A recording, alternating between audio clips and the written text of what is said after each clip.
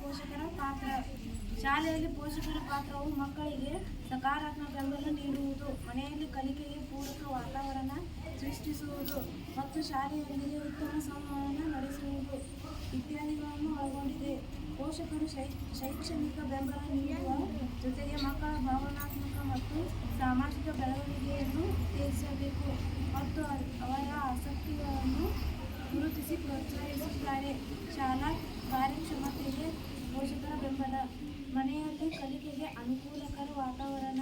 ಮನೆಯಲ್ಲಿ ಶಾಂತವಾದ ಅಧ್ಯಯನ ಸ್ಥಳವನ್ನು ಒದಗಿಸಿ, ದಿನಚರಿಗಳನ್ನು ಸ್ಥಾಪಿಸಿ ಮತ್ತು ಶಾಲೆಯಲ್ಲಿ ಕಲಿತ ವಿಷಯಗಳ ಬಗ್ಗೆ ಚರ್ಚಿಸುತ್ತಾರೆ. ಸಕಾರಾತ್ಮಕ ಪ್ರೋತ್ಸಾಹ. ಮಗುವಿನ ಸಾಧನೆಗಳನ್ನು ಮೆಚ್ಚಿ ಅವರಿಗೆ ಪ್ರೋತ್ಸಾಹ ನೀಡಿ. ಇದು ಅವರ ಆತ್ಮವಿಶ್ವಾಸವನ್ನು ಹೆಚ್ಚಿಸುತ್ತದೆ ಮತ್ತು ಅಧ್ಯಯನ ಮುಂದುವರಿಸಲು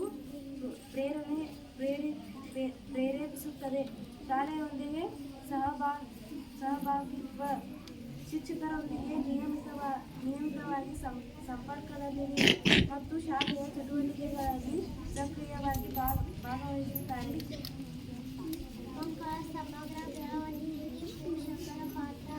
ಆಸಕ್ತಿಗಳನ್ನು ಗುರುತಿಸಿ, ನಿಮ್ಮ ಮಗು ಶೈಕ್ಷಣಿಕವಾಗಿ, ಕ್ರೀಡೆಯಲ್ಲಿ ಅಥವಾ